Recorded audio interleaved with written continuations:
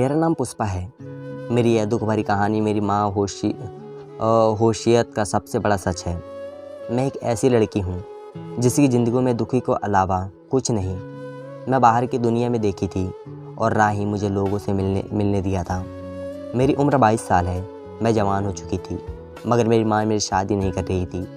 मैं अपनी माँ से बहुत तंग आ गई थी, बल्कि वह मुझे घर से बाहर तक नहीं जाने देती थी। मुझे घर में हमेशा ही कैदियों की तरह कैद करके रखा जाता था। एक दिन मेरे मन में छुपकर एक मंदिर से प्रार्थना करने चली गई थी। वहाँ पर मैंने एक बाबा को देखा।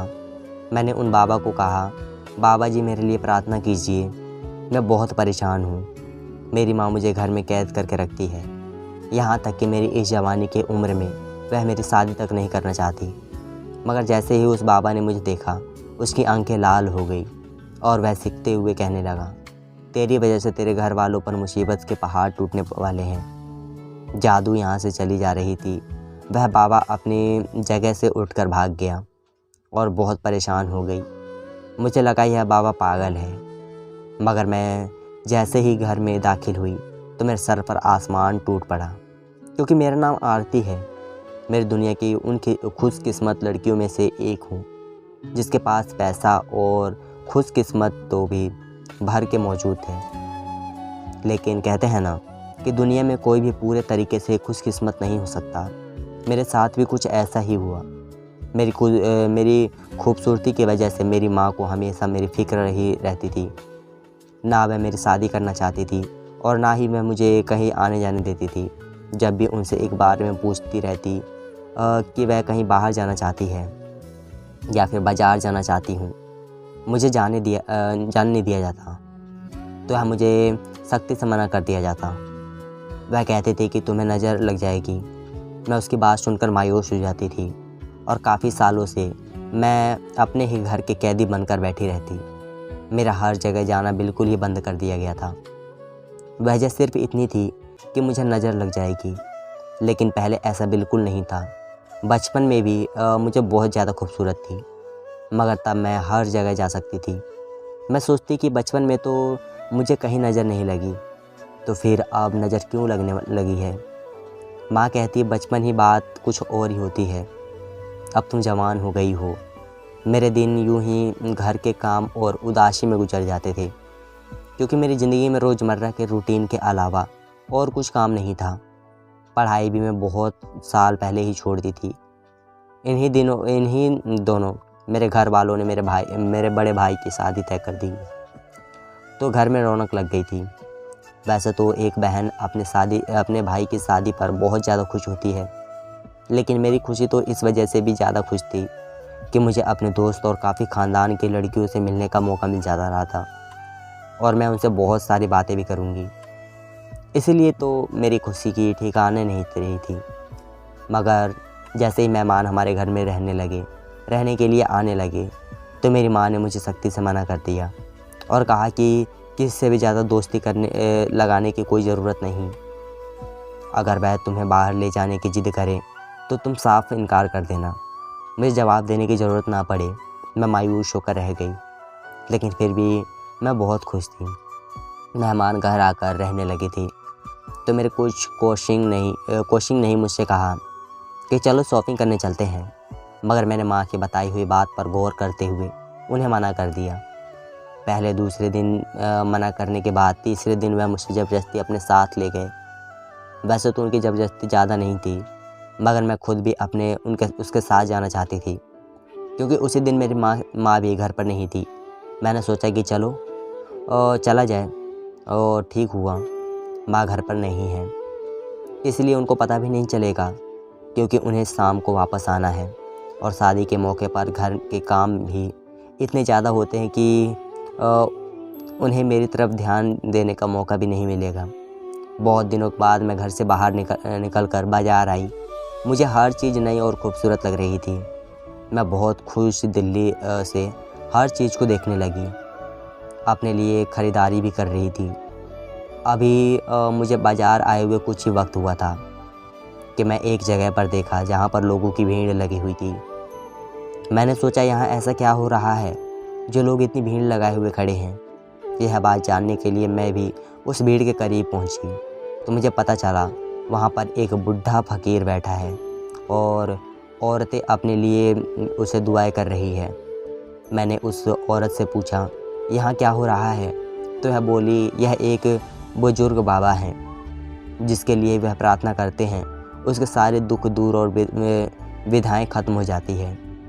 मुझे भी बड़ी हैरानी हुई क्योंकि मैंने माँ से कह दिया था कि मेरे और भाई की शादी इकट्ठी कर दें, मगर माँ ने मुझे डांट कर चुप कर दिया।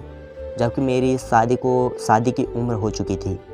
मेरी उम्र 22 साल हो चुकी थी। मैंने सोचा कि इन बाबा से मैं भी अपने लिए कुछ दुआ करवाती हूँ। क्या पता मेरी विनती से मेरी ईश्वर सुन ले।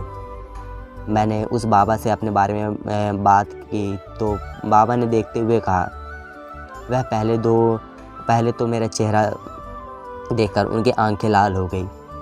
फिर बोले, तेरी वजह से तेरे घर वालों पर मुसीबत आएंगी, तू अपने साथ सबको ले जाएगी, तेरी वजह से तेरे घर वालों की भी ज़िंदगी बर्बाद हो जाएगी। उस बाबा की बातें सुनकर ही मेरा दिल ढल गया और मेरा शरीर कांपने लगा। आसमान खड़ी औरत भी मुझे अजीब अजीब नज़रों से देखने लगी। मैं हैरत से उस बाबा को देखा और खामोशी से साथ वहाँ से वापस आ गई। शॉपिंग करने के बाद हम सब लोग घर पर आ गए, लेकिन जैसे ही मैं घर पर आई तो पूरे घर का मंजर देखकर मेरे तो जान ही निकल गई। हर तरफ लोग बैठे रो रहे थे। घर में एक मातम सा छाया हुआ था। किसी भी तरह से यह शादी का घर नहीं लग रहा था, बल्कि ऐसा लग रहा था जैसे यहाँ पर किसी की मौत हो गई हो। मेरा दिल मुट्ठी में आ गया। मैं चाहती थी कि जब मैं घर वापस आऊँ तब तक मेरी माँ वापस ना आए, मगर उन्हें तोपता चल गया था कि मैं घर से बाहर गई थी। मुझे काफ़ी शर्मिंदगी हुई। मेरे साथ बाकी सब कोचिंग भी परेशान हुए और फिर हमें पता चला कि मेरी जो मासी थी, जिनके घर हमारी गली में था, उनकी मौत हो गई है। मेरी माँ से जवान थी, इसलिए जवान मौत का दुख बहुत बड़ा होता है।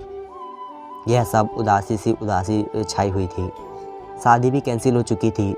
सब लोगों ने कहा कि शादी के समय इस तरह का अपशगुन होना कोई अच्छी बात नहीं है, इसलिए शादी तोड़ दी गई। इतना बड़ा हादसा हो गया और मुझे कुछ पता ही नहीं चला। शाम तक पूरा घर खाली हो गया था। कुछ देर पहले जहाँ शादी की तैयारी की रौनक लगी हुई थी, वहीं अब पूरा घर खामोश होकर रह गया था। फिर मेरी माँ मेरे कमरे में आई और कहने लगी कि तू मेरी इजाज़त के बगैर बाहर क्यों गई, और मुझ पर चिल्लाने लगी। मैंने कहा मैं नहीं गई थी, बल्कि वही सब लोग मुझे अपने साथ ज़बरदस्ती लेकर गए थे। मेरी माँ को मुझ पर बहुत गुस्सा आ रहा था। उन्होंने कहा कि आज से 10 दिन तक तुम अपने कमरे से बाहर नहीं निकलोगी। मैंने कहा हाँ, वैसे मैं इस घर के अंदर ही रहती हूँ। तब माँ एकदम से बोली, हाँ लेकिन अब तुम कमरे में भी नहीं निकलोगी। यह सुनकर मेरा दिमाग ही चकरा गया। लेकिन मैंने गलती की थी तो मुझे उसकी सज़ा भी मिल रही थी। मेरी माँ किसी भी तरह मेरी सज़ा में कोई याद नहीं करने वाली थी और मैं खामोश होकर अपने कमरे में पड़ी हुई रहती थी। उन 10 दिनों तक मुझे उस बाबा की बातें याद आ रही थी। क्या मेरी काली किस्मत की वजह से ऐसा हुआ है? यह सोचकर आते ही मुझे खुद से भी डर लगने लगा था। मैं 10 दिन तक अपने कमरे में बंद रहने लगी थी। बाहर एकदम तक मैं नहीं निकला। घर वाले मुझे कमरे में ही खाना पीना देकर चले जाते थे। जब 10 दिनों के बाद में कमरे से बाहर निकली तो कोई मेरी तरफ देख भी नहीं रहा था। हर कोई अपने अपने कामों में बिजी था। मुझे लगा मैं किसी गलत घर में आ गई हूँ। फिर यह लोग मुझे देख नहीं पा रहे हैं। मैं 10 दिन बाद कमरे से बाहर निकल कर आई हूँ। ना मेरा कोई भाई बहन मुझे कोई बात कर रहा था और ना ही उन्हें मेरे बाहर आने की खुशी हो रही थी, बल्कि मेरे भाइयों ने तो मुझे देखकर मुंह बना लिया था और उनके चेहरे पर गुस्से की लकीरें साफ नज़र आ रही थी। यह बात मुझे हैरान में बदल देने वाली थी। आखिर ऐसा भी क्या बात हो गई? माना कि घर से बाहर निकलकर मैंने गलती की थी, लेकिन इस गलती को मुझे सज़ा भी मिल चुकी थी। फिर अब जब सब लोग मुझसे नाराज़ हो क्यों रहे हैं?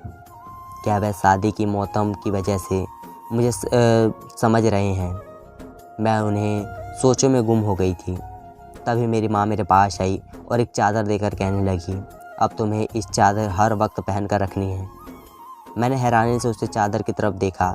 मैंने कहा, माँ, अब तो मैं अपने घर के अंदर अंदर ही हूँ और यहाँ कोई घर नहीं रहता, यह मेरे अपने ही हैं, तो फिर मुझे चादर में ढक कर रहने की क्या ज़रूरत है? मैंने कहा, ज़्यादा अपना दिमाग चलाने की ज़रूरत नहीं। जो तुम्हें करना था वह तुमने कर दिया, तुम्हारा तो कुछ भी नहीं बिगड़ेगा। माँ का रवैया इतना सख्त था कि मैं कुछ पल के लिए गूंगी हो गई। मेरी माँ ने मुझसे इस तरीके से बात नहीं की थी। मैंने खामोशी से वह चादर लेकर खुद ही अपने ऊपर ओढ़ ली। शाम से पहले ही मेरी माँ ने कहा कि दोबारा अपने कमरे से बाहर वापस चली जाओ। आज के बाद तुम्हें अपनी ज़िंदगी में यही रूटीन बना लेनी है। सुबह 10 बजे से पहले अपने कमरे से बाहर नहीं निकलना और शाम होने से पहले ही अपने कमरे में वापस चली जाना। उसके हुक्म सुनकर मैं दंग रह गई। क्या यह मुझे भी उसी गलती की सज़ा दे रही थी? हालांकि मैं तो सज़ा काट चुकी थी, मगर मैं फ़िलहाल अपनी माँ से कोई बहस नहीं की थी, क्योंकि मैं जानती थी उसी वक्त सभी लोग मुझ पर गुस्सा करेंगे। मैं खामोशी से अपने कमरे में लेटी हुई थी। अचानक रात के वक्त हमारे घर में झगड़ा शुरू हो गया। उसकी आवाज़ों की वजह से मुझे नींद नहीं आ रही थी, क्योंकि इतना शोर और ऊंची आवाज़ में मुझे नींद नहीं आती। हमारे घर में कोई भी ज़्यादा ऊंची आवाज़ में बात नहीं करता था।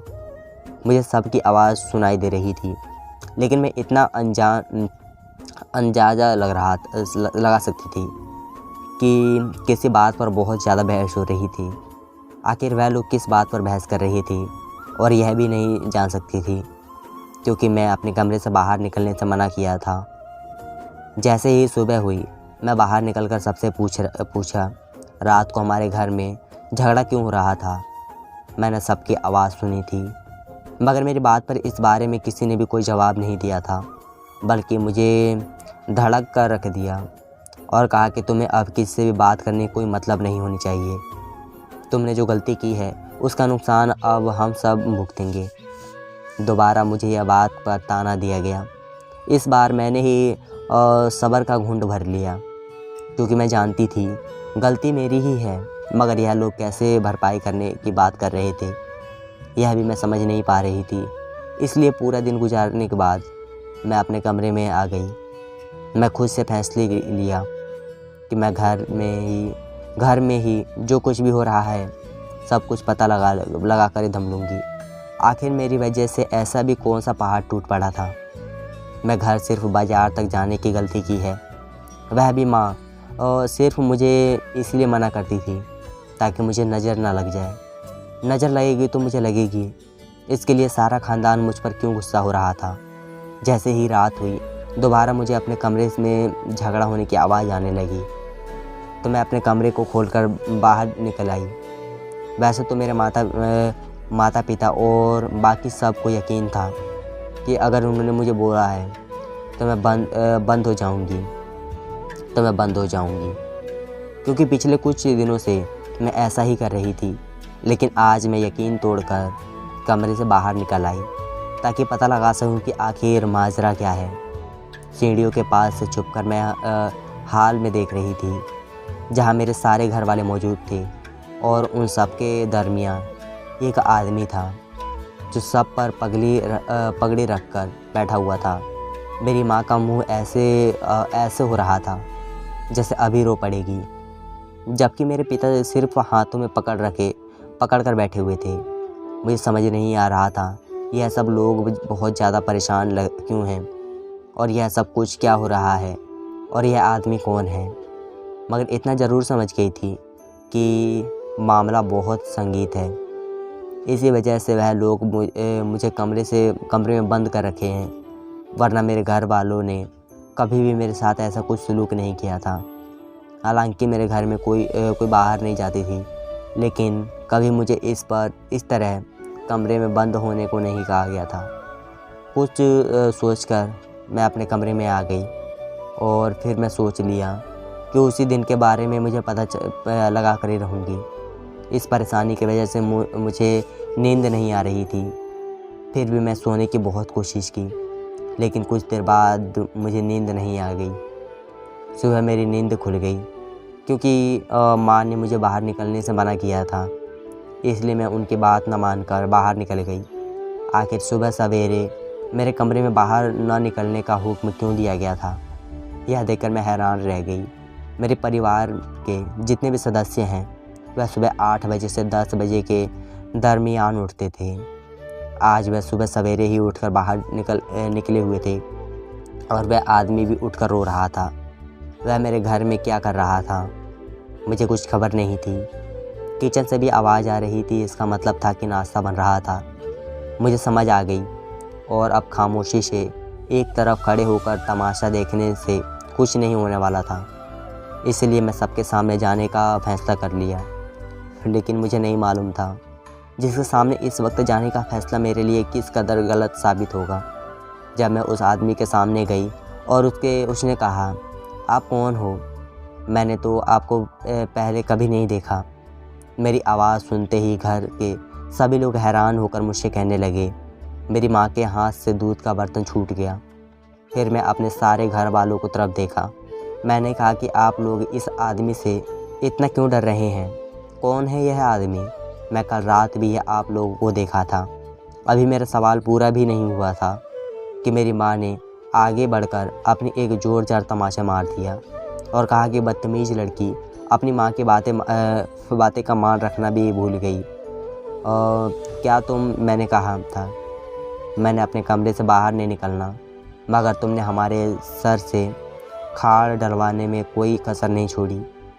अभी मेरी माँ की बात पूरी भी नहीं हुई थी कि उस आदमी की आवाज़ पूरे घर में ऊंची कहने लगा कि तुम सब लोगों को जेल करवा दूंगा। इस लड़की को मुझे कोई नहीं बचा सकता। मैं तो पहले ही जानता था यह जिंदा है। उसकी अजीब सी बातें सुनकर मैं सारे घर वालों की तरफ देखा तो यह सब घर वालों ने मुझे लानत भरी नज़रों से घूरना शुरू कर दिया। ऐसा लग रहा था जैसे वह रो रहे हो, कह रहे हो, तुमने अपने पाँव पर खुद कुल्हाड़ी मारी है।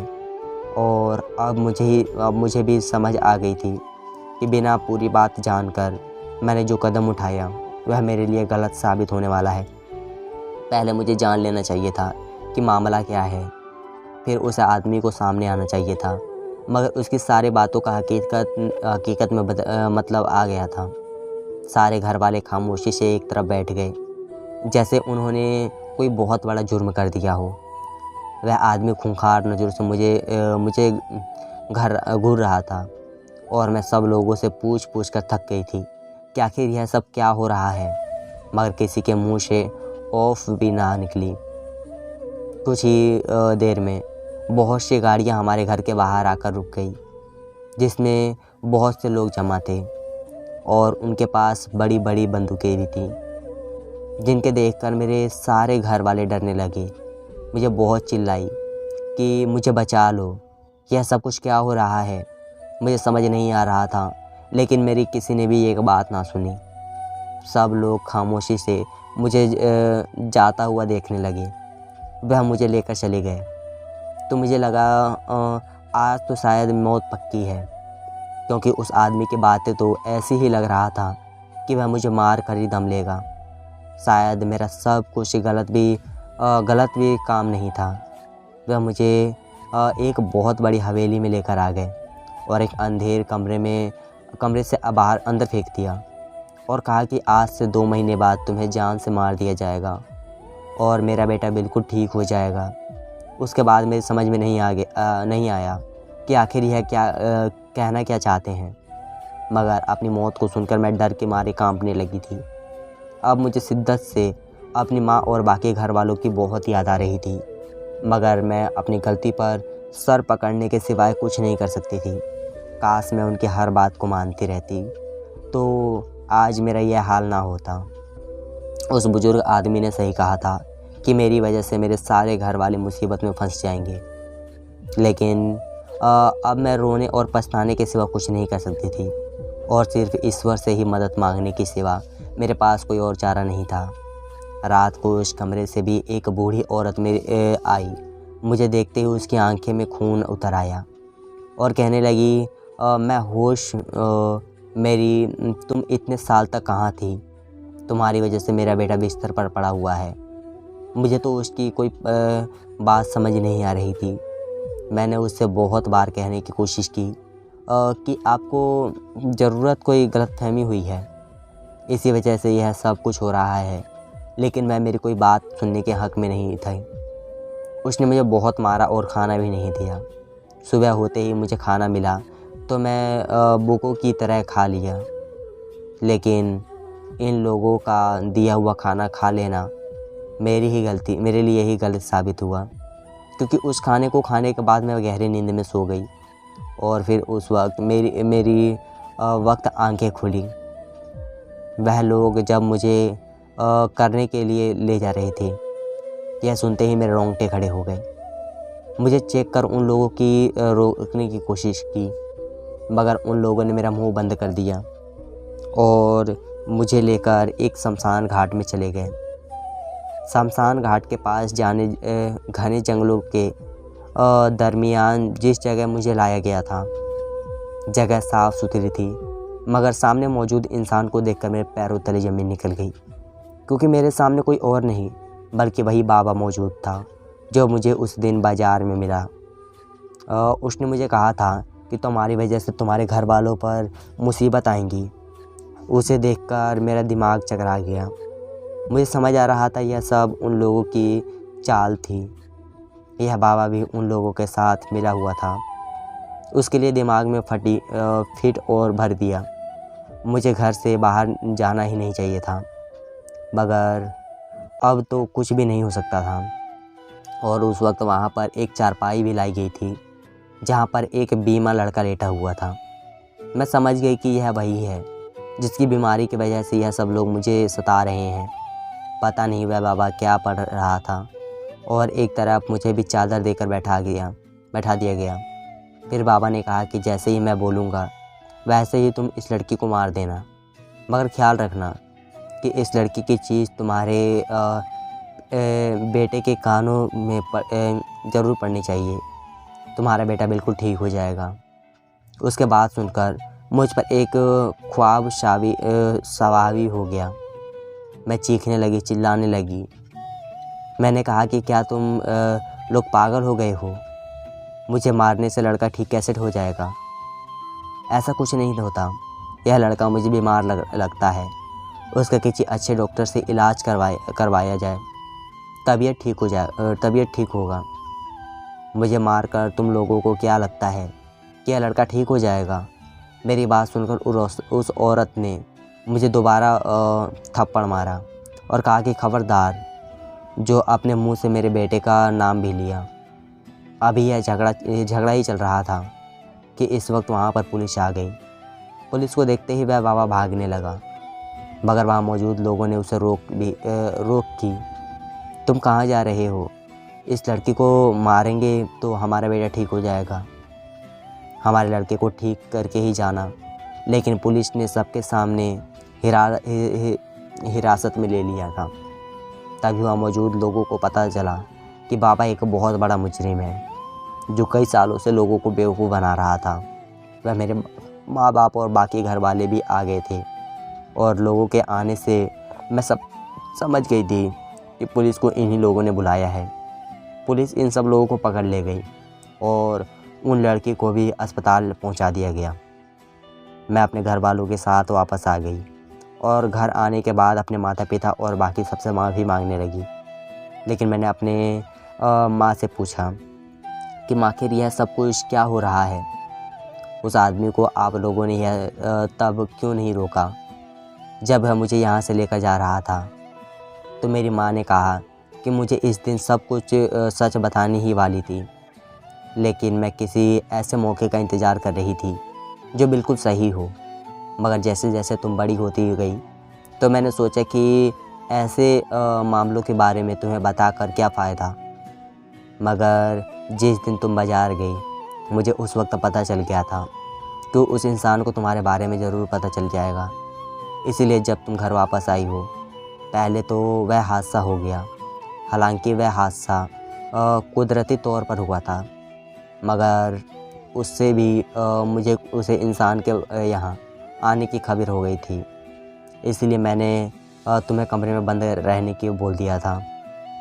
हमने सोचा था कि 10 दिन के अंदर हम उस इंसान को पहले फुसलाकर यहाँ से भेज देंगे, मगर इस कोशिश में हम नाकाम हो गए क्योंकि 10 दिन के बाद भी वह यहीं मौजूद था। मैंने पूछा, माँ आखिर वह इंसान कौन है? वह आदमी मेरे और आप लोगों के पीछा क्यों कर रहा था? तब मेरी माँ ने बताया कि वह आदमी तुम्हारे दादाजी हैं। दादाजी की दूसरी बीवी की औलाद थी, जो पहले हम लोगों के साथ ही रहता था, लेकिन जिस दिन तुम पैदा हुई उसी दिन उनके बेटे के साथ एक हादसा हो गया। उसकी बीवी के हाथों उसका बेटा दूसरे मंजिल से नीचे गिर गया था। वह अपने बेटे को अस्पताल लेकर चले गए, मगर डॉक्टर ने बोल दिया कि उनका बेटा कभी ठीक नहीं हो सकता। वह एक चारपाई पर जिंदा लाश की तरह पड़ा रहेगा। बाद में उसकी बीवी ने उसके दिमाग में लड़की की पैदा होते ही हमारे बेटे पर मुसीबत आ गई, इसलिए हमें किसी बाबा के पास जाना होगा। जब बात सुनते ही सब लोगों का दिमाग ख़राब हो गया और सब लोग उसे औरत की बातों में आ गए और यह सब उसी बाबा का करा धरा था। यह लोग इसी बाबा को उठाकर लेकर आए। इस बाबा ने आते ही बोला कि तुम लोगों को ठीक लग रहा है, यह सब उस लड़की की वजह से ही हुआ है। जब भी लड़की मारेगी तभी तुम्हारा बेटा ठीक होगा। बस तब से ही यह लोग तुम्हें मारने के पीछे पड़ गए। मगर जब ख़ानदान वालों की इस बात पर पता चला तो सारे ख़ानदान वालों ने उस लोगों से बायकाट कर दिया और कहा कि हमेशा हमेशा के लिए इन घर से चले जाओ। तभी लोग कहीं दूर चले गए, मगर गए हुए कुछ साल बाद ही वापस आ गए। जब यह लोग वापस आए तो तुम्हारा हर जगह आना जाना बंद कर दिया गया, मगर शादी के दरमियान उन्हें तुम्हारे ज़िंदा होने की खबर मिल गई। तब वह दोबारा घर में वापस आ गए, मगर फिर भी हमने सोचा कि पुलिस के मामले में पड़ने से बेहतर है कि हम सलाह और सफाई को इसको भगा देंगे। 10 दिन तुम्हारे कमरे में रखा और फिर भी तुम्हें बेवकूफ़ी की वजह से उसे पता चल गया। लेकिन चलो अच्छा हुआ जो भी हुआ। अभी मुसीबत हमारे सर से हमेशा हमेशा के लिए उतर गई। कभी कभी ऐसी मुश्किलों का सामना करके ही हम लोग आज़ाद होते हैं, और जब तक हम डरते रहते हैं तब तक डर हमारे सर पर तलवार की तरह लटकता रहता है। जैसे कि हमारे साथ कुछ हुआ था। यह सुनकर मैं फुट फुट कर रोने लगी और ईश्वर का शुक्रिया अदा करने लगी। शायद मैं मौत में ही लड़कर वापस आ गई थी। आप मुझे सच्चाई का भी पता चल गया था कि माँ क्यों मुझे घर से बाहर नहीं निकलने देती थी। हमारे माता पिता हमारे बारे में भला ही सोचते हैं, लेकिन हम कभी कभी अपनी भावनाओं में बेहतर उनको भी गलत समझ बैठे हैं। कुछ दिनों बाद मेरी भी शादी एक अच्छे लड़के से हो गई और मेरे भाई की भी दूसरी शादी हो गई। हम सभी हंसी खुशी अपनी ज़िंदगी गुजारने लगे। अब मुझे और मेरे परिवार को किसी का कोई डर नहीं था। धन्यवाद दोस्तों।